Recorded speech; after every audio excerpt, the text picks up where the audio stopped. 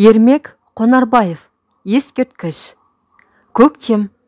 Шөп гүл дегенде жаңадан қалқиып көгере бастаған. Ұшы қиырсыз таспа қамшыдай ирелеңдеген қара жол мен будақ-будақ шаңды тіркеп алғандай үйірілтіп бір машина ызғытып келеді. Кабинада екеу отыр. Шофер де, жолаушы да жас. Рульге отырғандағы әдетімен шофер көп сөйлемейді. Тек анда-санда қызыл жалауға көзі түсіп кеткенде қозғалақтап қаттырақ жөткірініп қояды. Жолаушы жігіт жұмашта созылмалы, шұбалаң әңгімеге бара қоятын түрі жоқ. Өзімен өзі, тек анда-санда «Қашан жетеміз?» деп қояды. «Асықпа» деген бірақ жауап естіледі. Жұмаш үшін мұндай беймаза селкілдек сапардың үзілмегеніне 8-ші ай. Өзінше бұл да бір тарих. Механикаландыру училищесін бітірген соң күзде осы ауданның Зария совхозына келді. Салған бетте алған тракторы ескі болды да, онысы бір күн жүрсе 2 күн тоқтай берді. Тракторым осындай дегенге бригадир: «Жаман тракторды істеп бейнеттің дәмін татсаң, төбінде жаңа тракторды текке қиратпайтын боласың», деді. Осының бәрін Жұмаш бұлардың әдейі істеп жүргенде көрді. «Бәріңнен қалған салдаманы маған беріп, тағы мазақ еткілерің келген екен», деп ішіне мұз қата қалған. Ең аяғы бригада жігіттеріне бос уақыттарына топ-топ боп ойын-сауыққа анда-мұнда кетіп жатқанда, бұл состайып жеке қалатында аналар мұны шет қақпай қылғандай көретін. Бірақ күн ескі дытының маңайында айналыштап жүрді де, бір кеште көрші бригадаға тайып отырды. 5 саусақ бірдей емес қой, кім біледі, мұнда жақсы болар деген жасырын дәмесі бар. Ой тізгіне осы жерде жеткенде алдында бригада қосы көрінді. Есілдің дәл жағасы, жаңа стандартты 2 үй салғанын ағарып көзге түсті. Желбіреп қызыл ту тұр, айнала плакат, ұран, волейбол торы құрулы, әні бір келіншек. Сірә кітапханашы болу керек, кітап таратып отыр. Келіп те қалдық, білем. Қазір мұна айырық жолдың сол қолдағынан бұрыламыз да дік етіп түсе қаламыз. Сірә мұнда жақсы болу керек, деп Жұмаш бір сәт бетіне қан ойнай қалды. Бірақ шофер ол ойлағандай солға бұрылмай, оң қолдағы жолмен тура аңғытып тая бергенде Жұмаш не дерін білмей қалды. Қалғып кеткен шығар деп көзіне қараса, шофердің жанарында жылт-жылт етіп кекесінде бір от ойнайды. «Мұнау 8-ші бригада, сенің тұрағың әлі алда», деді ол мұрынның астынан еріне сөйлеп. Жұмаш қанша дегенмен шыдамады. «Онда осындай ма?» деп аптыға сұрады. Шофер бұған жұмбақ кейіппен тісін ақситып күле қарады. «Бара көресің ғой». Сөйтіп, Жұмаш амалсыздан манағы өткен күндердің естелігін қайта жалғады. Бұл қашып келген бригаданың бригадирі мазасыз біреу болып шықты. Шетінеп сөгіліп келген көңілді бүтіндеп жамау бұл бригадирдің қолынан да келмеді. Ойында да болған жоқ. Жетпей жатса жалғастыруды білмейтін, артықты опырып қанау отыратын біреу болды. Мұнысында да не жақсы, не жаман емес. Әйтеуір өзі айтқандай өйтіп-бүйтіп былығып жүріп жататын. Жұмаш ақыры мұны да тұрақтамады. Мұнан соң тағы 1-2 жердің дәмін татып, енді міне тағы бір жаңа жердің жайын байқамақшы боп келе жатыр. Осы совхоздың директоры оны 9-ші бригадаға жіберді. Онда кісі жетпейді екен. Жұмаштың қара басында аяғының ұшында жатқан шағын чемоданнан басқа байлық жоқ. Өзі ағайын туыссыз жалғыз жігіт. «Сонда мен не іздеймін?» дейді өзіне өзі ол кейде. Анада бір жолдасы хатында «Сен неғып мұндай қаңғыбас болдың?» депті. Қаңғуға құмарлықтан қаңғыбас атанды ма ол? Жоқ, әлде жалқау ма? Ол да емес. Жұмыстан жерінбейді бұл, жеңілін де іздемейді. Бірақ ауырдың өзі алуан қырмен барып мойнын ұсынатынын үнемі аңғарада бермейді. Тынымсыз жалындаған жас көңіл аумалы төкпелі бір аласапыранға душар боп қалғанда, бірден самғап аспанға ұшпадымау деген қанағатсыз бір құштарлық билеп кетеді де, сол сәтте ақылды сезім билеп чемоданды қолына ұстатып жолға шығарып тастай салады. Еркін билеп жетелеген сол ағыммен тартып кетеді. Бұл міннен қашан арылатынын өзі де білмейді. Ал арылуға құштарақ. Төмен қарап ойланып отырған Жұмаш, келдік деген дауысқа селт етіп басын көтерсе, машина әлде бір үйлердің қасына тоқтап тұр екен.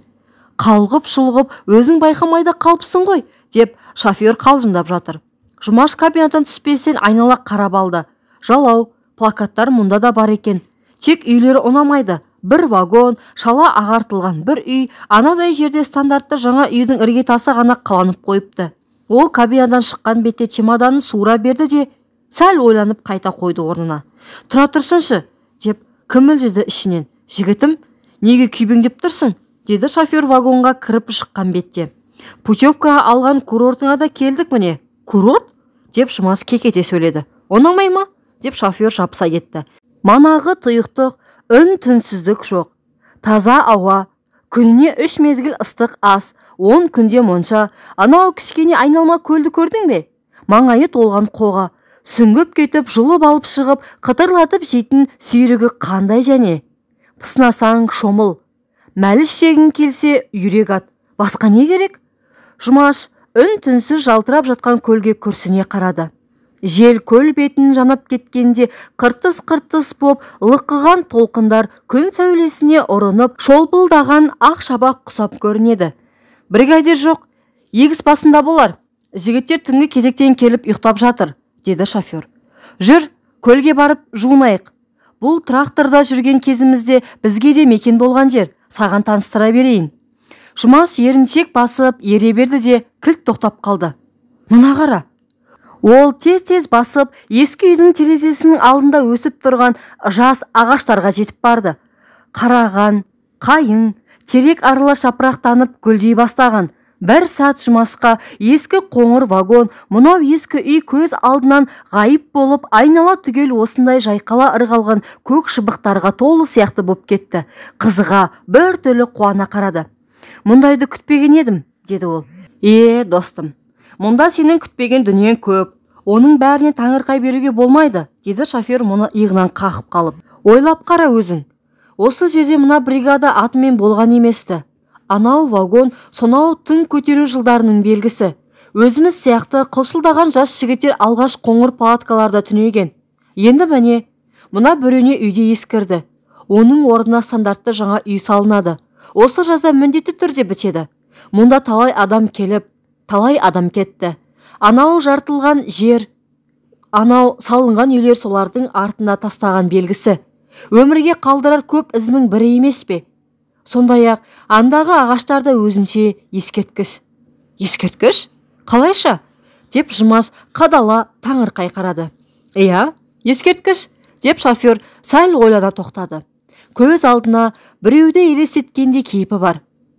Ұмытпасам, осыдан нақ 4 жыл бұрын тың көтеруге келгендердің ішінде Инесса деген бір қыз келді.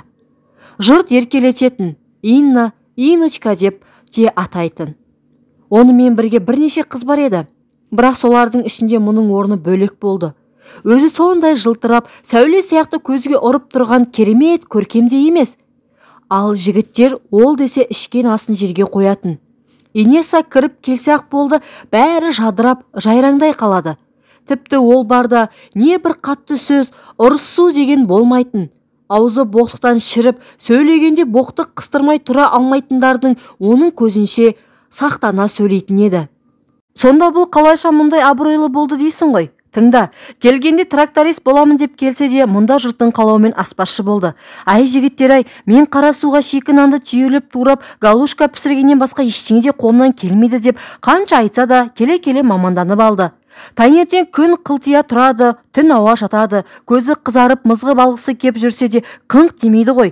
Жұмыстан май-май боп шаңға баттасып жігіттер келеді. Оның үстіне не тракторы сынып, не майы бітіп қалып, не мөлшерлі нормасын орындай алмай қабағы қату, сызып кетіп, тарс етіп жарылып кетердей боп келеді көбі.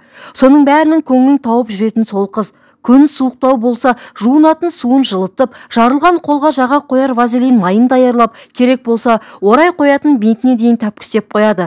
Жай жүргенде кейде қабағы салбырап, танауы төмендеу, тұғырып жүрсе де, жұртқа тамақ бергенде бірде-бір рет қырын қабақ көрсетпейді-ау. Жайнап құлпырып, әзіл ойын араластырып, маңайын түрлендіріп жүреді. Түс ауа жұрт жоқта шылапшынға бір топ май-май боп кеткен бет орамалдарды салып алып, ана жерге қарай аяңдап тартар еді. Жұмысқа кетерінде кір сүлгіге сүртініп келгенде аппақ кіріштей боп тұрған тап-таза сүлгіні көргенде не қып ішің жібімес. Міне сөйтетін бұл Иночка. Ал мына шыбықтаршы, шыбықтар, деп Жұмаш шофер сәл бөгелгенде мазасыздана сұрады. Мына шыбықтарды соның ескерткіші. Сол отырғызған, күнде су құйып, түбін қопсытып, әйтеуір бос уақытының көбін осылармен өткізетінде. Кейде үн жоқ, түн жоқ, екі қолын тізесіне айқастыра салып ұзақ отырып қалатын еді. Иночка, неғып отырсың дегенде, үйімді сағынып отырмын, дейтін еді мұңая жымиып. Я шырақ, бұл солай, түсінікті ме енді? Жұмаш үндемеген күйі жас шыбықтардан көз алмай тұрып қалды. Я, жақсы іс, жақсы адамдар үнемі естеп тұра бермегенмен, жыл сайын мына сияқты ағаштардың қайта көктеп, қайта гүлдегені сияқты өзінің бір керек кезінде, дер кезінде сап етіп еске түсіп, адам миын бір қозғап кетеді ғой. Жұмашқа мына бүршік жарған жас шыбықтардың арасында әлде бір жақсы арман, жақын арман күлімдеп, көлбеңдеп жүрген сияқты көрінеді берді. Әрі берден соң ғана ақырын: Инесса, қазір қайда, деді ол. Инесса ма? Шофер жадырап күлді. Инесса, менің келіншегім. Деп Жұмаш қызғанышқа ұқсас бір қызумен бұған шұғыл қарады. Пәлі, біз осы таныспаппыз-ау? Шофер атын атады, Бақытжан. Шынында да бақытты екенсің, деді де Жұмаш кенет кілт бұрылып машинаға келді. Чемоданды жерге алды. Ал құрбым, жүр, жуынсақ жуынайық. Бізде тұрақ осы болды енді, деп сыпайы сырмен жымиды. Оның іш дүниесінде өзіне тура қарап, бет жүзінен көз ұшқыннан аңғармаса, сөзбен суреттеп жеткізе алмастай бір үлкен сыр байлана қалған еді.